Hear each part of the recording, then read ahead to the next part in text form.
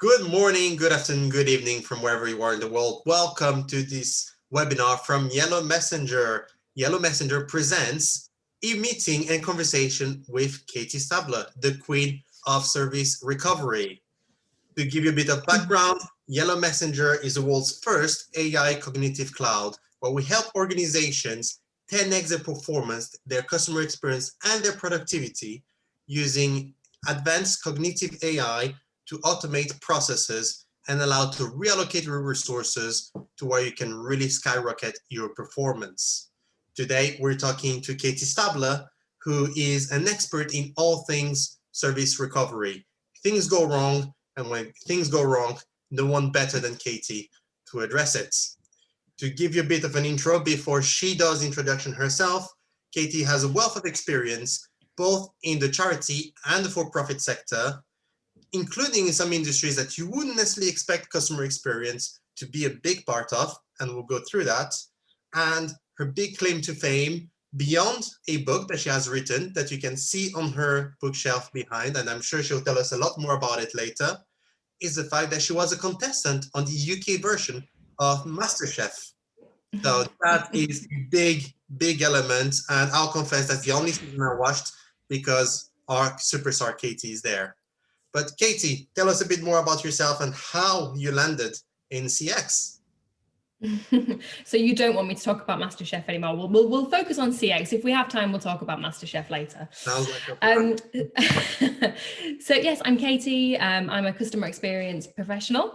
I am currently the director of CULTIVATE Customer Experience. And just like Gus said, I have quite an interesting history in the customer experience world, ranging from very humble backgrounds like most of us, customer service, sat on the phones in contact centres. For those of you who are in the UK, customer service at the likes of Woolworths and Boots, so good staple high street shops. And then moving on to the not-for-profit sector, where I spent pretty much 10 years, mainly working with very, very vulnerable customers, including those most financially vulnerable. And then moving into the corporate world of debt collection, which is a very interesting prospect to think of customer experience and debt collection.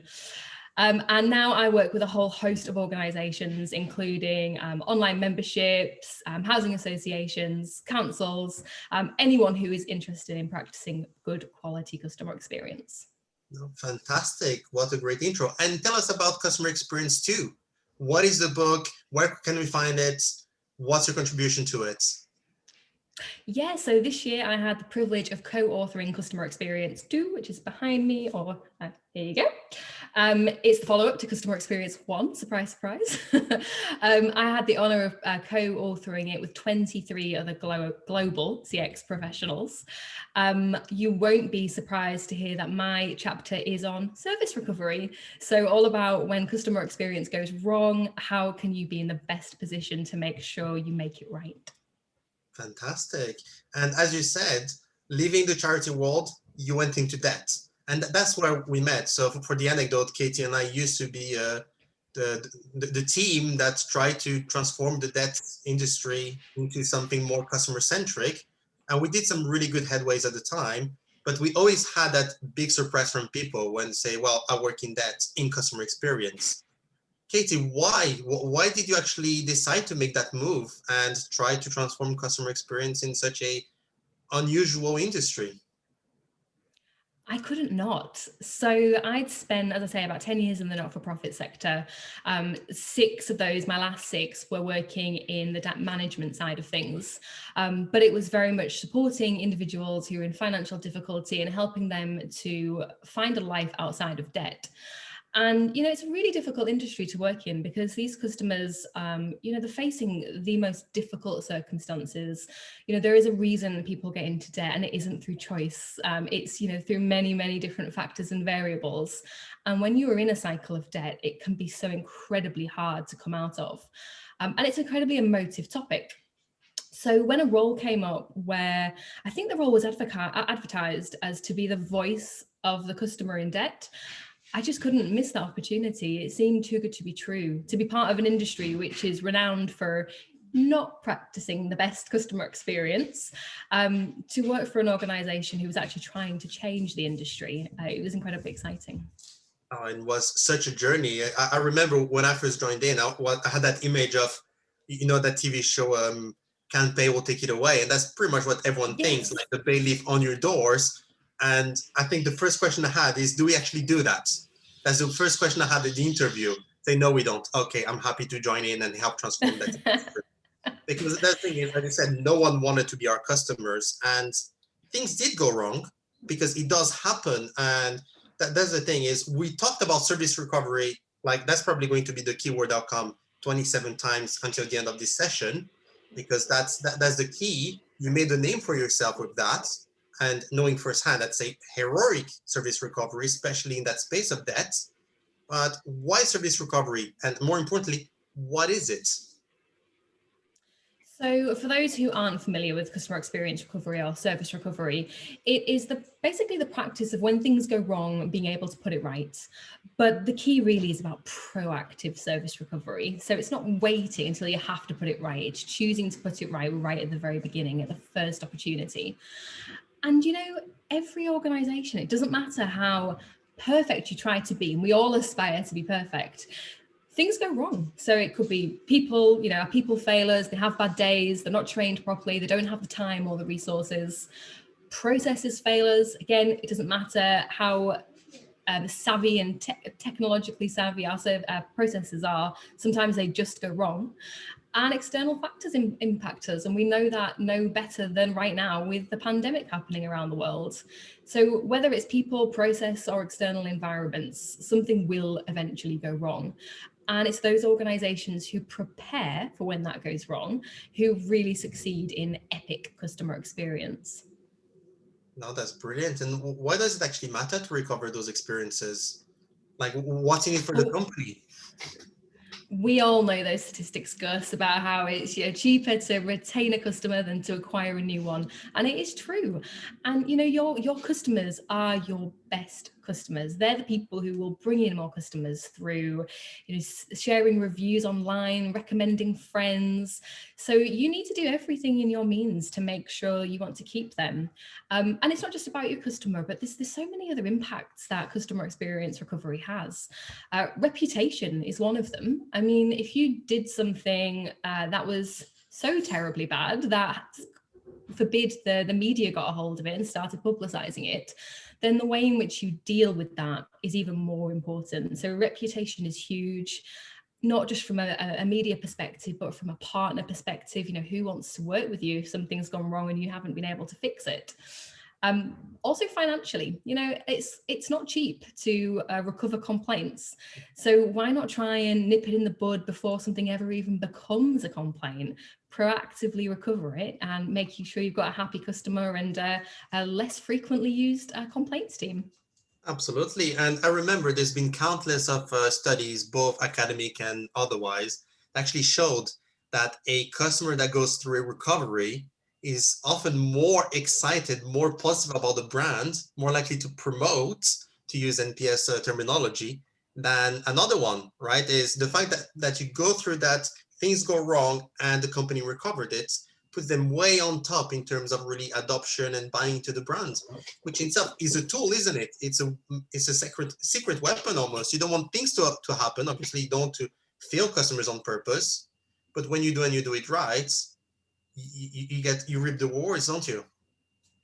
I love that secret weapon. It is so true. If you're going to have any secret weapon or tool in your arsenal, customer experience recovery should absolutely be that one.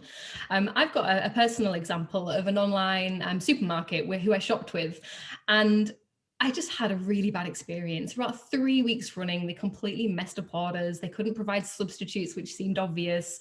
And I put up with it for a few weeks until finally that straw broke the camel's back, and I got in touch with them and I wrote a little angry complaint. And that could have gone one of two ways. I could have got a bog standard reply. Maybe I'd continue to use the supermarket. Maybe I wouldn't, who knows? But what I actually got was an amazing response of the customer service agent who clearly profiled me.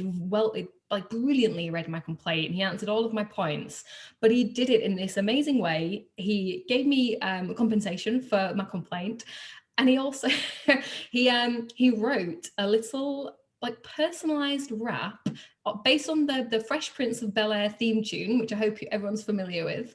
And it just made my day. Now, that's not the perfect example of customer experience recovery, because that actually did get to a complaint. And, the idea is not to let it get to a complaint stage. But he did such an amazing job that I smile when I tell that story. I'm not angry, I'm not upset. I smile when I tell that story. And I was straight on social media, I was promoting it. So the impact of a service recovery on your customer can be really, really special. And at the end of the day, most customers are prepared for something to go wrong occasionally. They know that that happens. And it really is all about how you deal with it as to whether or not that customer is going to remain your customer. Yeah, and I assume that this story is brilliant. I mean, the idea of rewriting the rap is amazing. I love it, but that's probably something that's really down to the individual, isn't it? Is that something you can actually train in, or that you can teach the company to do? That is one of the key questions. It's and this isn't just down to customer experience recovery. It's important in so many ways. But I think that one of the most important factors of customer experience recovery is having a process and having guidance. So your organization understands what they can do, how they can do it, and that they're supported to do it. But on the other side of that, you need to have empowered staff who are trusted and who can, use their own instinct, their training, the support that's available to them to make a judgment call. Because you've got so many different variations of experience recovery. It might just be one single customer where something pretty rubbish has happened, and that individual agent, the customer service rep, needs to deal with it there and then. The worst thing that they can do is have to raise it with someone senior, take time to find a solution, go back to a potentially more irate customer who's either been on hold for 10 minutes or is waiting for a response a day later. So really being able to empower your team to be able to act in the moment, act within the guidelines and within the processes, but have that ability to make a decision and fix it for the customer there and then, it's absolutely crucial. Yeah. I mean, I'd be surprised if that particular customer service rep at the online supermarket went and showed this little Fresh Prince of Bel-Air rap song to his supervisor. I hope he didn't, because it was brilliant. That's the thing. It's all about empowerment. It's like empowering the team to be able to deliver those magical moments, isn't it? Those moments of truth that can turn around.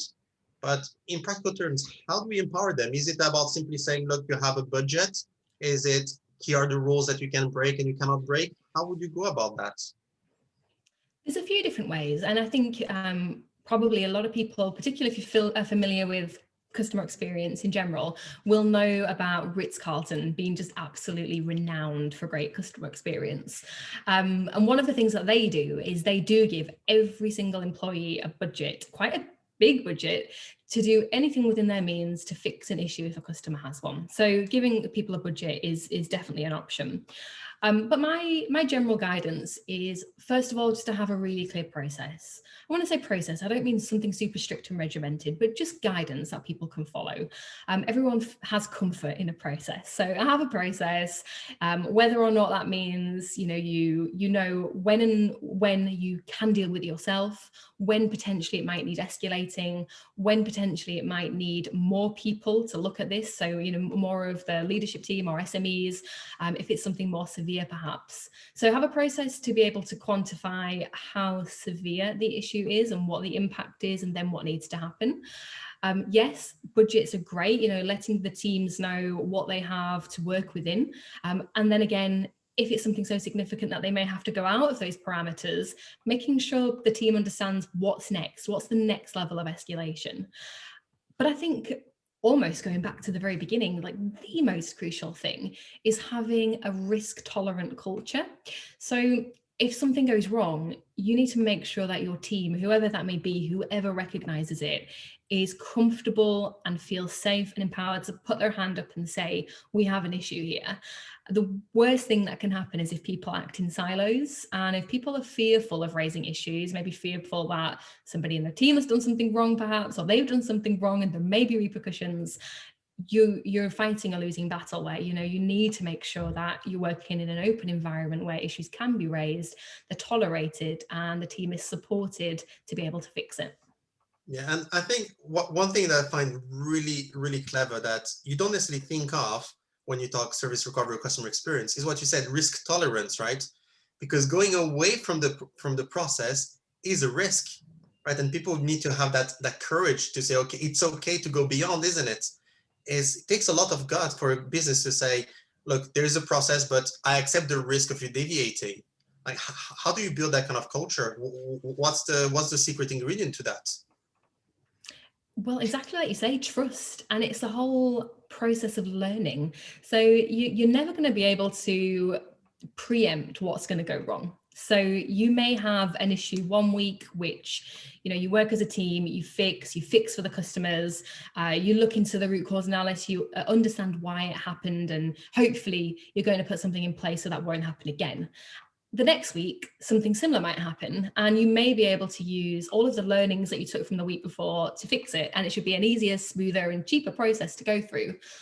But then the next week, something completely different, a curveball might hit, and everything that you've learned so far today may be completely inappropriate to what needs to happen this time. So you have to be willing to deviate, because you don't ever know what the problem is going to be until it happens. And you have to be prepared to fix that problem with a solution that is specific to that problem and to those customers, because not every problem means the same impact for every customer. So there has to be that ability to deviate from your plan, as it were, and learn and develop, and then continue to use that as good practice as you go forward. Absolutely. I think that's so critical, isn't it? That trust, that you need to have that flexibility and think on your feet, isn't it? And you were saying earlier, like, Absolutely. it's not just solving the complaints, but it's before it become a complaint. So being proactive. So how can I create a process to proactively address those issues? What do I do? Do I get people around the table as soon as it hits? What kind of process could a company create for that? Yeah, this is the magic of customer experience recovery. So if you hit the holy grail and you can identify a problem before the customer is even aware of it, that is like the epic version of service recovery. And the only way you're going to be able to do that is if you have steps in place that mean that you're always checking the process. So quality assurance measures, customer journeys, all of the things that mean that you are keeping an incredibly close eye on the customer journey, and you can identify when and where something is going wrong. And then, like you said, at that crucial moment where something does go wrong, and you've recognized as an issue, you know that there's impact to customers, you know with certainty that you need to do something to fix it, then absolutely, it should be a team solution. Depending on what size organization you work in, it might just be, you and the person sat next to you, or you may work in a large organization where there's lots of departments, and you can't just assume that only one department is impacted by this issue. So when we worked together, we had a great environment where we brought a number of senior leaders together, decision makers, who all had a stake in the issue. So it might have been us, customer experience team, the finance department, because they need to know what we're going to be doing around compensation and fix, operations, the contact center, because obviously they're the people who are going to be relaying the message to customers. It was a huge team effort. And with a team effort like that, it is absolutely fantastic, because you really do get a wide focused viewpoint of many different people, and you're coming together to build a solution which is customer centric. That's the first and most important thing that we're talking about. But also it's balanced. It's make sure it's also a suitable solution for the organization. It's cost effective. It's able to be done. It's got the right people involved who can carry out the actions that need to be carried out. But the tricky thing about something like that is making sure that the culture supports an operational process like that. Because, to ask a number of decision makers, senior leaders, SMEs, whoever they are, at the drop of a hat to put everything they're working on aside and come into a room and sit and talk about this right now, that needs support from above.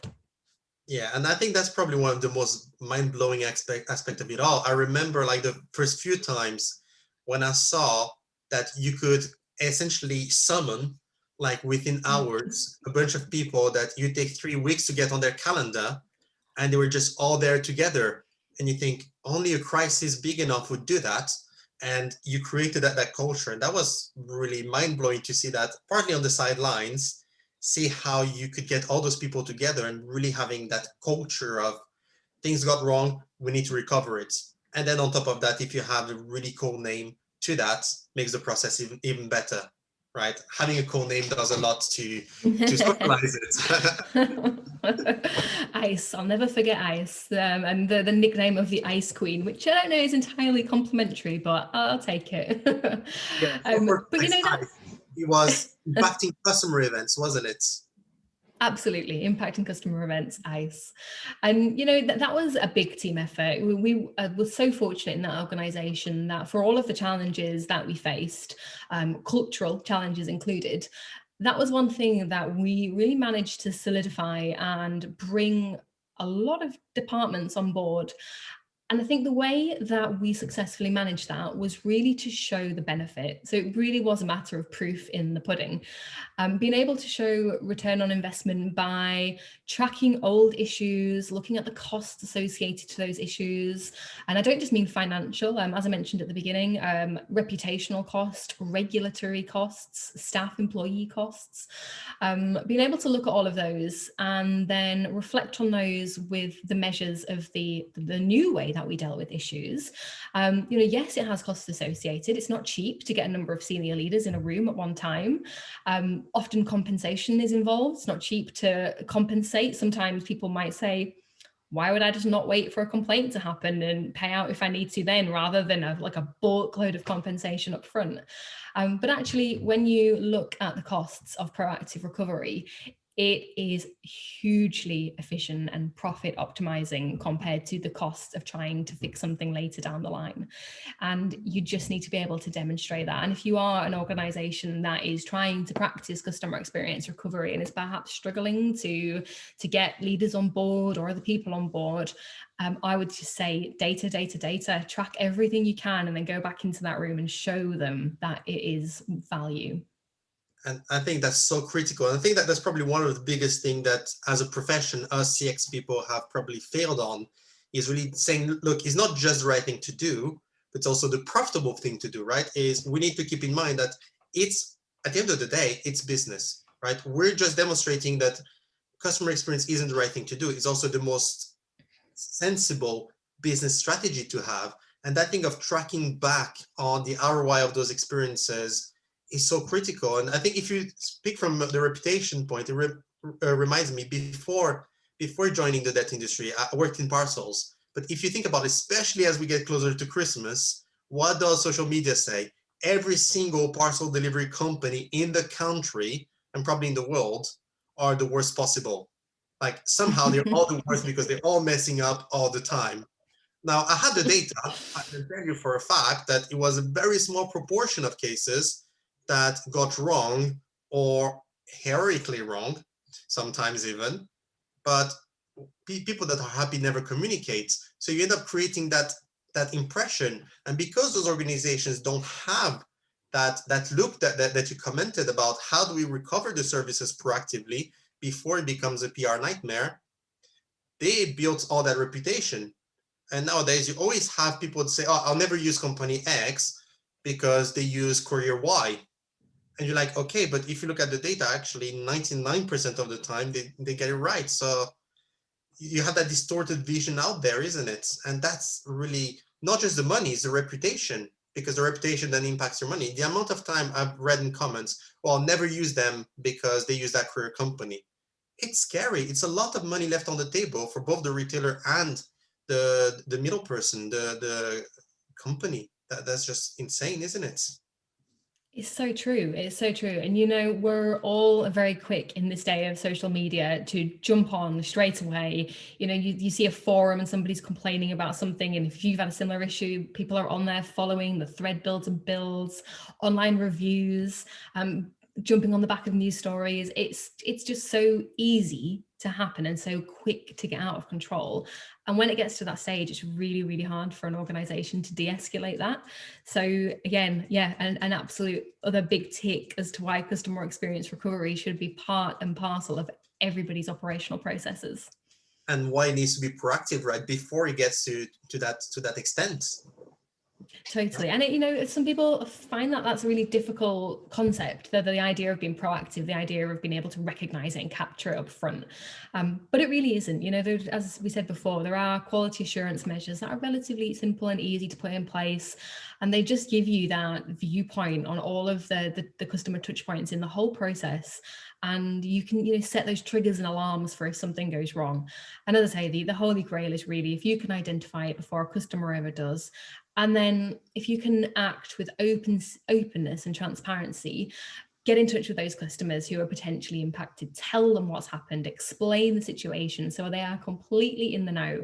They're going to value you so much for that. They'll value your honesty and integrity, as opposed to maybe later finding out down the line that something's happened that's impacted them. Yeah, and I can't imagine how it would feel like the customer that has something gone wrong, hasn't realized it yet, but you already addressed it. I mean, way to feel valued, isn't it? That's just so powerful. Absolutely, absolutely. And it can happen in any industry, any sector. So again, super important to focus on. Yeah, no one is immune to it. Now, talking about things going wrong, obviously, I'll be honest, I'll be the first one to put my hand up and say that sometimes automation, AI goes wrong. It happens. And I want to know from your perspective, you as the expert of service recovery, you've seen the good, the bad, the ugly, the worst, and the best. Do you think that automation or chatbot as an industry, as a field, do you think we're only part of the problem, or could we actually be part of the solution instead? What's your take on that? I bet if you asked anybody that question, they could both answer to each side. A great experience and a terrible experience. I think it's absolutely part of the solution. In this day and age, you really, if you're not automating in some way, you are making life hard for yourself. And without automation, even just in its most basic form. So let's think you're a small organization, you've got a CRM, you're sending out emails. Even if you're not automating those, you're just creating a lot of time and effort on your workload, which you could make so much more easier for yourself. And the same goes for customer communication and chatbots. People want self-help now. As a customer, you will try your hardest to find the answer to what you need before you will even try to get onto a chatbot or an email. But the next thing after not being able to find the solution is chat. Most people want virtual chat. They want something instant that they can get right now. They don't want to have to wait for an email or sit on a phone. So chatbots are absolutely, we just can't get away from the need not to have a chatbot. But they are infuriating when they go wrong. So I had an example with Bose recently. You'd expect high quality from Bose. Chatbot, awful, couldn't get anywhere. The to and fro, I finally gave up. I was just trying to access a warranty. In the end, I had to call the contact center. The contact center were great. However, Vitality recently, the health provider and insurance provider, brilliant chatbot. So if you do it right, chatbots are fantastic, but they can equally be infuriating. Yeah, that's the thing. There's chatbot and chatbot, isn't it? And that's one thing I've often see. Like the biggest mistake you can do when you create a chatbot is simply hide the human. Like if the chatbot doesn't answer it, let the human take over. Like no technology is perfect. It's impossible to predict everything the person is going to ask.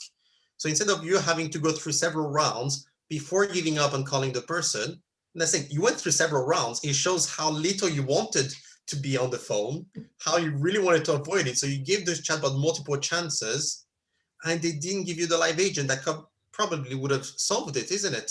So I think that's the thing that a lot of people get wrong, is they think, oh, chatbot means I can fire my entire team and that's it. No, it's not really that, right? You need to have a team that's there. It's just that they're there to focus on the trickier things, on what the technology cannot automate. And exactly. I think I've seen an article, it was a few months ago, that said, I don't remember where it was, but if I find it, I'll send it to you. That said, people are more likely to accept to speak in front of 2,000 people on the stage than wanting to take the phone to talk to a company. That doesn't surprise me. And that's the thing, and we're talking about something that people frequently say, and rather die than be on stage. Like people are more afraid of speaking in public than they are of dying, but they prefer that than talking on the phone. And they only talk on the phone because the technology let them down. The self-serve wasn't built in the right way. Because the thing is just how it's built is not a machine that works on its own, is it? Is you need someone to tell it what to do.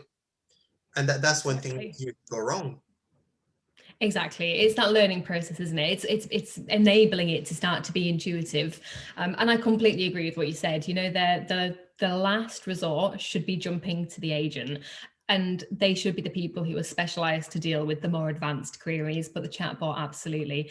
I mean, when it works well, it's just magical, isn't it? There's no better feeling. I mean, on your phone, couple of questions, done, boom, problem solved, query answered, quick. It's very, very cathartic. I love this word. And that is, and that's thing, if you think about the agent, I mean, what agent wants to answer the question, where's my parcel? Like that's not the most exciting question to answer, is it? So that's thing for the agent as well. You get rid of the mundane, the repetitive, and you focus really on the thing that challenge your mind and allow you to have heroic service recovery. So in a way, if they have less workload, they can, I don't know, maybe write a rap based on a very famous song to an irate customer. Exactly. Perfect. What a perfect roundup. Crazy, isn't it? Now, obviously, let's say that I understand, yes, it's really important. What are the key principles to really get service recovery right as part of my culture? How do I build a strategy around that? Building a strategy around it, I think it essentially, to summarize what we've said, really, culture first, make sure that the leadership team you're working within gets it. If they don't get it, show them why they need to get it. And then it's about making sure you've got a process, giving team guidance, make sure you've got an open, risk tolerant culture, and then supporting and empowering your team to work within that guidance, but with discretion. And if you take those kind of 4 to 5 principles away, then you'll have the basics that you need to build a customer experience recovery process. And if you need more details, customer experience too, it's in the book. Very nice plug, very nice plug. And I think that's really interesting because obviously we work together, but that risk tolerance bit is something that I never really jumped out, but it's so important to actually say, look, yes, processes are reassuring, as you said, processes are great, but if you want to be able to be the top of the game, you need to be able to deviate from them. You need to have the comforts, the tolerance of improvising. And that's scary for companies, isn't it? That's really scary. But it's crucial. You can't do it without that. Yeah, it is. It is. And if you're working in, a historically restricted culture, an organization that is perhaps reluctant to change, then you will face barriers. But the as you said before, if you can prove that these processes work, and if you can prove that supporting and empowering your team is the way forward, then you will jump over these barriers. It might not be easy. Customer experience isn't a race, it's a marathon, as people often say. There isn't a quick win with customer experience. It's an ongoing game, and it's exactly the same for customer experience recovery. But it's not out of anybody's ability to do. It's just a matter of focusing and continuing to learn from whatever kind of process you do put in place. Yeah, and it's not for the faint of heart, is it?